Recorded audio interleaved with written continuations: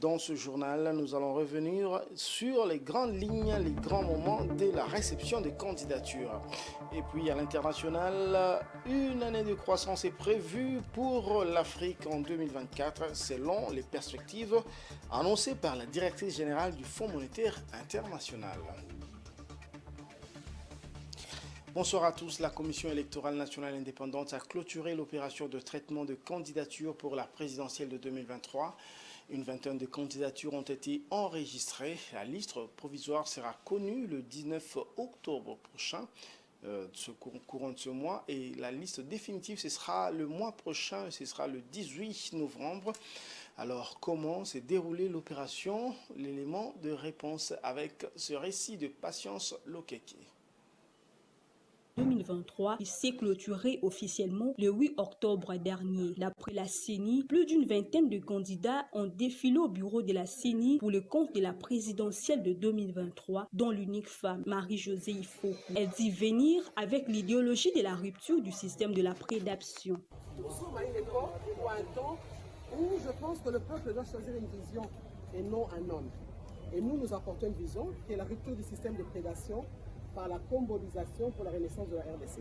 Parmi les candidats repris sur la liste, on retrouve aussi des candidats malheureux aux élections de 2018, entre autres Noël Tchani, Seth Kikouni, Marie-Josée Ifoku et aussi l'opposant Martin Fayoulou, qui autrefois doutait de la crédibilité de la CENI. Il a justifié le dépôt de sa candidature par la volonté de poursuivre son combat de la vérité des urnes. Ma candidature, c'est pour continuer le combat de la transparence, de la vérité des urnes. Donc nous ne pouvons pas aujourd'hui. Le fichier électoral n'est pas connu.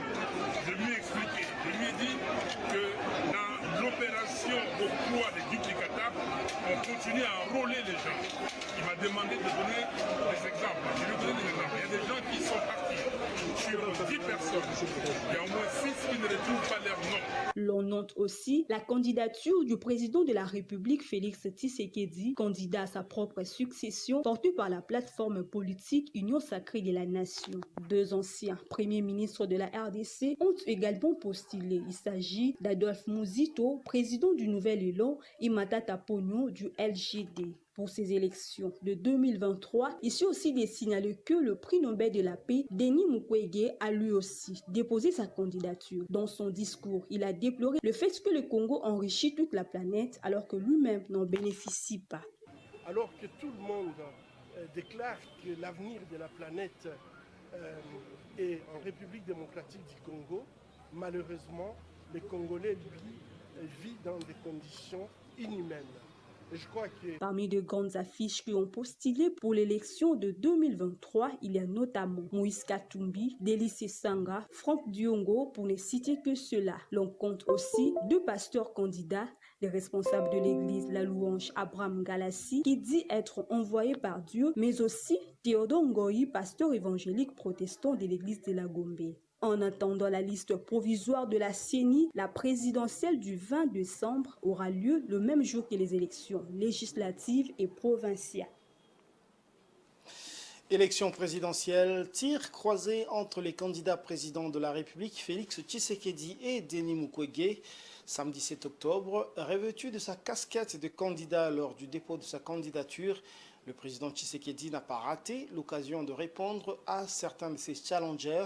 Il a mis en garde les Congolais contre les candidats de l'étranger, je cite. La réponse de Mukwege n'a pas tardé de venir. Il a démontré dans une vidéo devenue virale combien il ne peut pas être un candidat de l'extérieur. Suivez. La bataille électorale pour les échéances de décembre 2023 donne déjà de ses couleurs. Elle s'annonce rude. Dans une série d'épis qu'il lançait devant la presse après le dépôt de son dossier de candidature, l'actuel chef de l'État congolais, Félix Tshisekedi, a mis en garde les Congolais contre certains candidats qu'il a qualifiés de l'étranger. Je disais, on va vous amener des concepts venus d'ailleurs. Des concepts comme la notion du genre. Au Congo, nous n'avons pas de problème d'orientation sexuelle. Vous reconnaîtrez ces gens-là lorsque leurs parrains vont leur donner un mot d'ordre pour se réunir, se mettre ensemble pour devenir plus forts. Mais ils vont se tromper, ils ne seront pas plus forts parce que c'est notre peuple qui est le plus fort.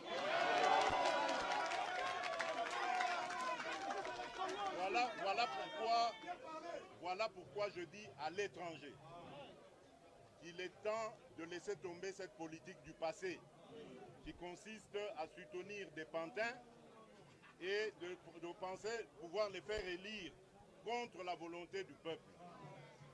Vous devez rester vigilant jusqu'au bout. Pour celui que ses sympathisants appellent Fachi, l'étranger n'accepte pas le principe de l'indépendance économique pour laquelle son régime lutte. Le prix Nobel de la paix, Denis Mukwege, piqué au vif, n'a pas hésité de répondre. C'était dans une courte vidéo devenue virale sur les réseaux sociaux. J'ai toujours travaillé avec mes mains, avec ma tête en République démocratique du Congo. Et c'est malheureux des gens qui vivent en Europe, qui vivent avec les subventions de l'assistance sociale de l'Europe, qui n'ont pas d'adresse au Congo. Ils ont peut-être l'adresse de leur père, mais on ne connaît pas leur adresse physique au Congo, puissent me traiter, moi qui vis au Congo, d'être le candidat de Blanc. Je crois que le contraire serait vrai. Il s'agit là des tirs à la normale des deux des challengers pour la course à la magistrature suprême. La respiration optimale de la jeune démocratie de la RDC oblige. La CENI signale avoir reçu 24 dossiers de candidature à la présidentielle. La liste provisoire de candidats sera rendue publique ce 19 octobre et celle définitive le sera le 18 novembre prochain. Une belle ambiance donc s'annonce pour ce 20 décembre, le 20 décembre prochain, où la centrale électorale conviera les Congolais et Congolaises aux urnes pour désigner le futur président de la République et surtout élire leurs représentants à tous les niveaux. Si le processus de réception de candidatures a touché à sa fin, l'autre question reste pendante. La sécurité du processus seront-elles apaiser ces futures élections au regard du climat de méfiance et de tension qui règne dans les différents états-majors politiques? Élément de réponse dans ce Vox Pop recueilli par Francine Moukeba et Giscard Tamba. Je pense qu'avec 2023, il y aura quand même la paix, en bonne et due forme. C'est ça ce que nous attendons. Dans le 2023, tout le monde est libre de s'exprimer. Ouais, n'est-ce pas? C'est comme ça qu'on a imposé à chaque candidat qu'il puisse employer quand même ses témoins presque partout. Pour qu'il n'y ait pas, oh voilà, on a applaudi pour ceci. Non, non. Nous voulons qu'il y ait des élections transparentes et crédibles. Chaque candidat est obligé de le faire. S'il ne le fait pas, ça c'est son propre problème. Les élections de 2018, d'abord, il n'y avait pas la paix. Pourquoi? D'abord, il y avait déjà des désordres à partir des CENI. Nous les savons tous bien. Il y avait beaucoup de désordres, la police qui faisait des tracasseries suite aux ordres mal donnés par la hiérarchie. Les élections de 2023, pour moi, je vois déjà que ça sera dans la paix. Pourquoi? Puisqu'il y a du calme et je vois comment tous les candidats, ils sont en train de partir, de déposer leur candidature dans la paix, dans la tranquillité. Il n'y a pas de tracasseries, il n'y a pas de morts d'hommes. Vous savez, chaque cycle électoral a ses réalités. Les élections produisent toujours un résultat, ça c'est en commun, mais chaque cycle électoral a ses particularités. Les élections de 2023, ne vous en faites pas, les élections de 2023, ce seront des élections les plus pacifiques. La Fondation Kabi a ouvert son siège dans la commune de Lansele, dans le quartier Marana à Kinkole. La coupure du ruban symbolique a été faite par Maître Bibombe Oseka Liliane, fondatrice de la Fondation Kabi et candidate à la députation nationale de la Tchangou. Une fondation qui a pour objectif de sortir la population de la pauvreté et de la dépendance par la formation gratuite des habitants de ce coin de la ville. C'était dans une ambiance qui s'est déroulée donc parfaitement et de manière chaleureuse. Rachel Misenga et Stani Samba étaient là pour le compte de Géopolis Télévision. C'est dans une ambiance chaleureuse que Maître Bibiane Oseka, Liliane, affectueusement appelée Maman Liliane, s'est retrouvée parmi les siens à Kinkole Marana, entonnant de chansons et cris de joie.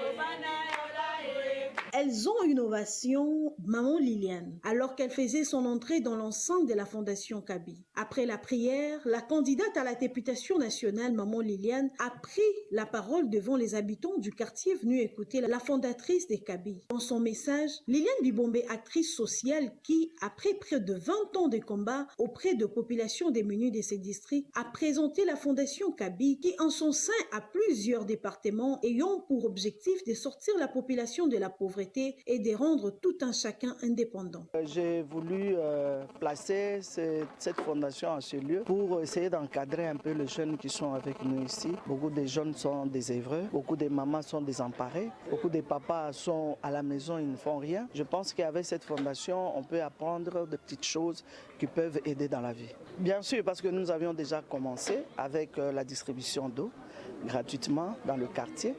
Et maintenant, nous avançons vers d'autres activités. Au menu des activités, c'était d'abord inaugurer le centre. Et après, nous allons ensemble visiter aussi la petite boutique du coin que nous avons installée pour que les gens n'aillent plus très loin. Pensons qu'avec ces petits shops, ça pourra aider les habitants de Marana.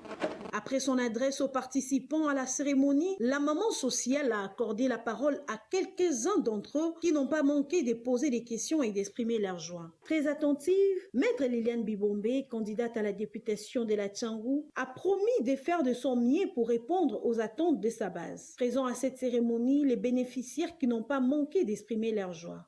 Maman Lili aye ko lamusa quartier aye ko sa fondation ONG ya développement oyo kopesa bolamuki na kati na quartier oyo komema bolamuki na kati na quartier eza na bato ebele bazo chômer bayebaki musala songolo to pakala te mais siko ntango ya ye na oyo ya yebisi bato na kati ya quartier epesi déjà espoir. On n'avait pas du courant. Maman Lilika, elle est venue s'installer ici. Elle a amené d'ailleurs des poteaux, puis on a vu la lumière. Et puis on manquait de l'eau. Vous voyez là, il y a de l'eau qui jaillit. Avec la boutique que maman lui a fait, le mini boutique, ça nous a aidé vraiment. C'est dans cette très belle ambiance que cette belle journée a pris fin. Et maman Liliane a promis de revenir très bientôt pour la suite auprès de sa base.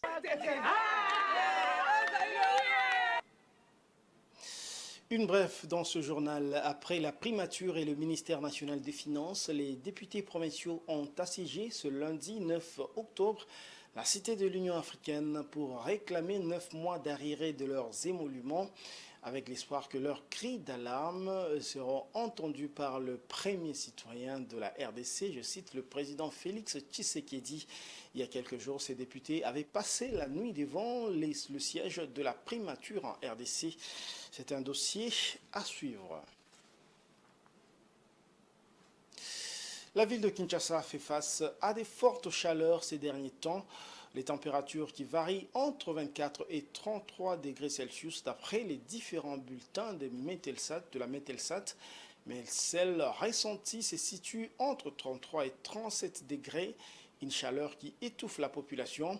Quelles sont les conséquences d'une telle canicule sur la santé et que faire donc pendant cette période pour éviter ces conséquences? Le docteur Hugues Maélé répond dans cet extrait choisi par Rachel Missinga. Suivez. Effectivement, la chaleur a des effets néfastes sur le corps humain. D'ailleurs, il faut comprendre que le corps humain, c'est un être qui vit. Tout être vivant doit vivre dans des conditions optimales. Donc, il faut qu'il y ait des conditions physico-chimiques optimales pour vivre. Or, parmi les conditions physiques les plus importantes pour qu'un être humain vive, c'est entre autres la température. Alors, quand nous parlons de la chaleur, ça signifie qu'il y a une température excessive par rapport à la température normale qui peut permettre la vie normale. Alors, quels sont les effets sur le corps humain?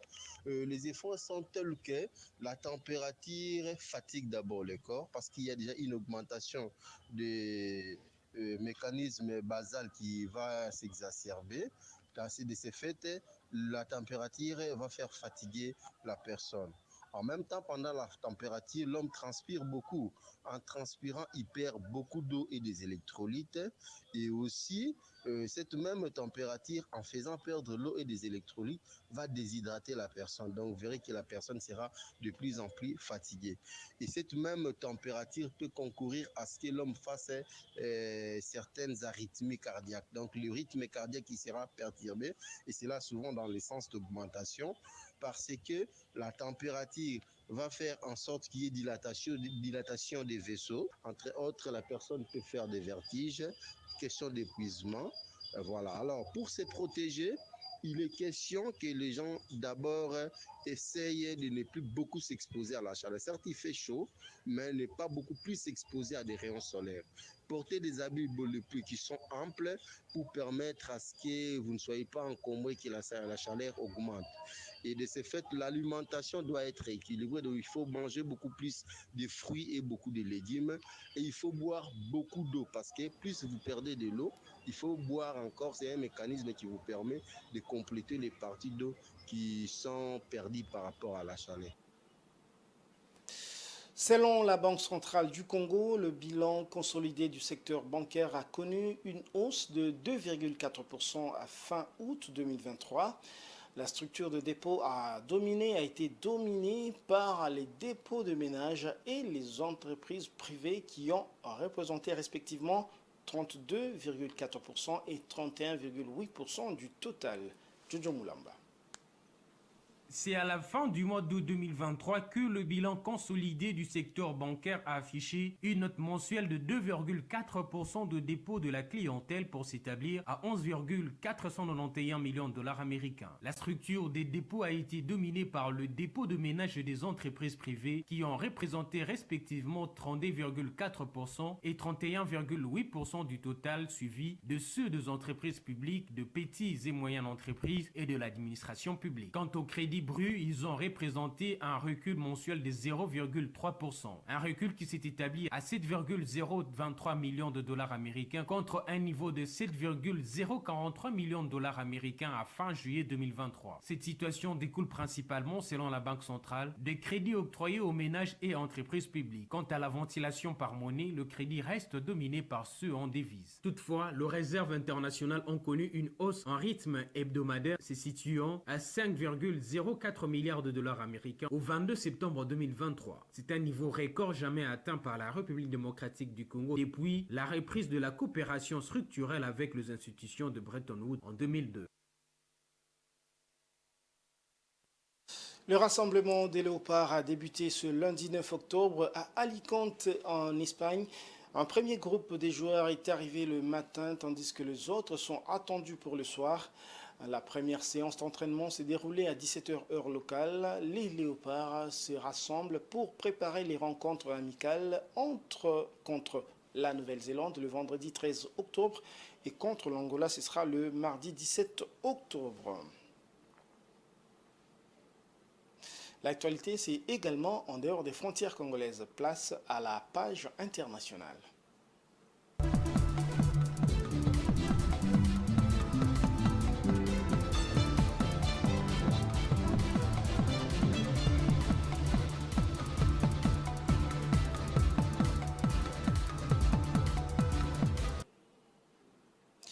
Après une année de croissance économique en berne, l'Afrique subsaharienne devrait connaître de perspectives plus réjouissantes en 2024, selon la directrice générale du Fonds monétaire international, Kristalina Georgieva. Le FMI prévoit une légère croissance de 3,5% en 2024 contre 3,1% en 2023.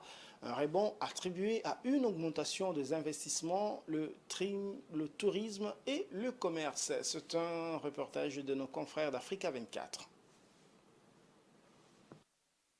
Dans un discours prononcé le 5 octobre à la veille des assemblées annuelles du Fonds monétaire international et de la Banque mondiale, qui se tiendront du 9 au 15 octobre au Maroc, Kristalina Georgieva, directrice générale du Fonds monétaire international, a déclaré que la croissance en Afrique subsaharienne devrait s'accélérer à 3,5% en 2024 contre 3,1% en 2023. Des perspectives attribuant un certain nombre de facteurs, notamment un rebond du tourisme et du commerce, ainsi qu'une augmentation des investissements.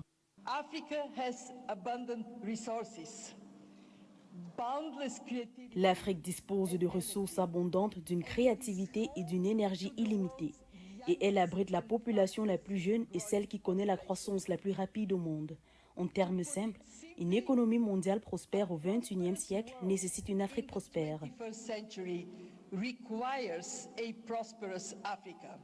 Les conditions de croissance restent cependant insuffisantes pour réduire l'extrême pauvreté. Selon la Banque mondiale, l'Afrique subsaharienne concentre 60% de l'extrême pauvreté mondiale avec 390 millions de personnes concernées. Pour endiguer le fléau d'ici la fin de la décennie, chaque pays de la région devrait connaître une croissance économique annuelle de 9%, une barre assez élevée pour des pays dont la croissance du revenu par habitant ne sera que de 1,2% en 2024. Africa also makes the strongest case for building economic resilience.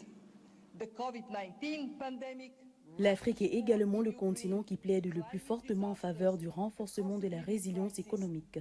La pandémie de Covid-19, la guerre menée par la Russie en Ukraine, les catastrophes climatiques, la crise du coût de la vie, l'instabilité politique, tels sont les nombreux visages d'un monde sujet au choc.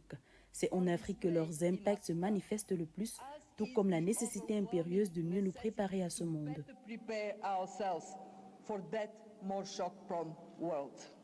La directrice générale du FMI note toutefois que des progrès ont été réalisés dans la réforme des économies d'Afrique subsaharienne, de nombreux pays ayant pris des mesures pour améliorer leur gestion budgétaire et leur environnement des affaires. Si les perspectives pour l'année 2023 sont prometteuses, le FMI avertit que certains défis doivent encore être relevés, l'inflation et l'insécurité alimentaire.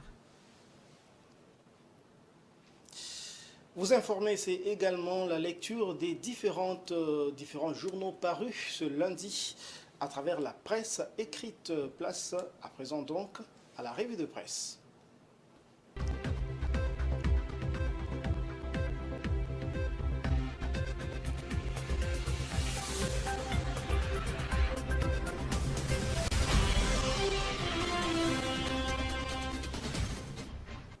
Et pour épulcher les différentes publications parues ce lundi 9 octobre, nous recevons ici sur ce plateau Blest Kouzola. Bonsoir Blest. Bonsoir Patrick Ilunga. On va commencer déjà avec ce premier titre présidentiel 2023. Félix Tshisekedi opte pour l'indépendance économique. En effet, Patrick Ilunga, c'est Géopolis Hebdo qui titre à sa une élection présidentielle 2023, candidat à sa succession, Félix Tshisekedi appelle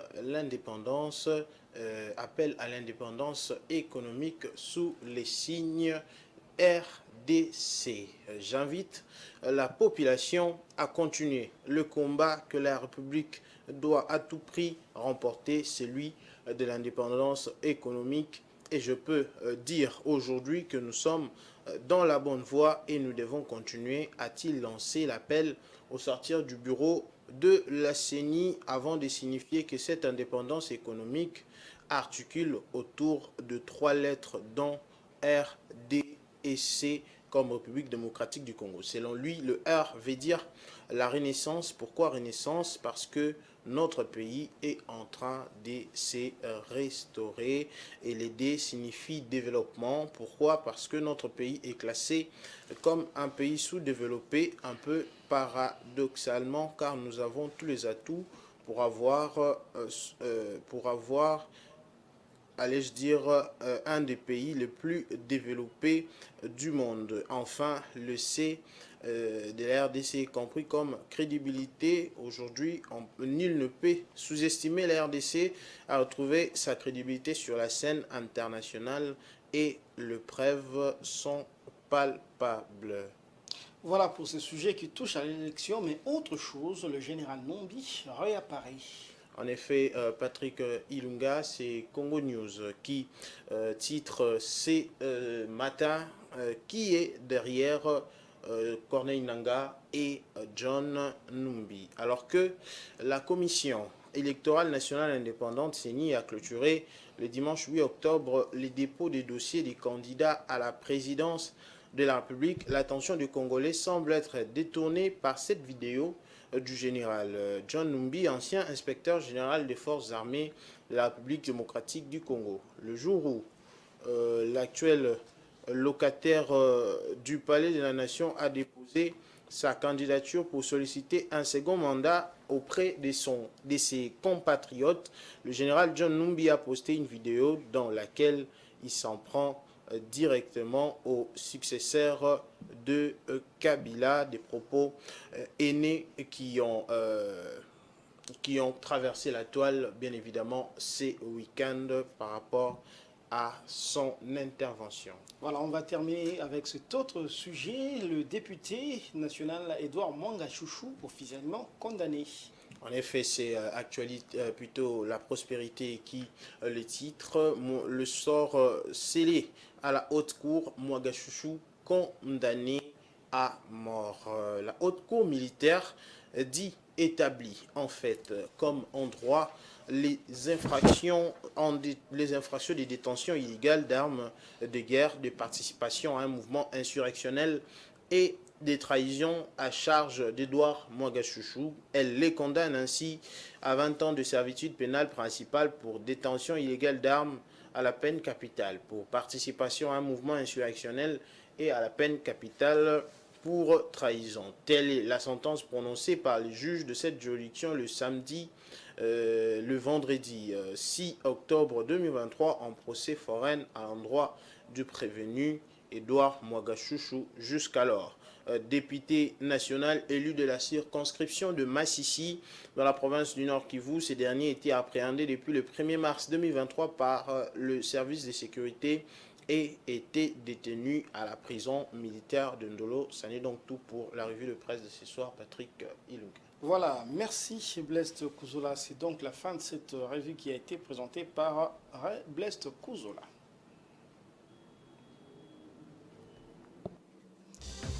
Et c'est donc une année de croissance est prévue pour l'Afrique subsaharienne en 2024. Après une année moins heureuse en 2023, c'est la perspective établie par la directrice générale du Fonds monétaire international. Ça n'est donc fini pour ce journal. Merci de l'avoir suivi et bonne suite de programmes sur Géopolis Télévision.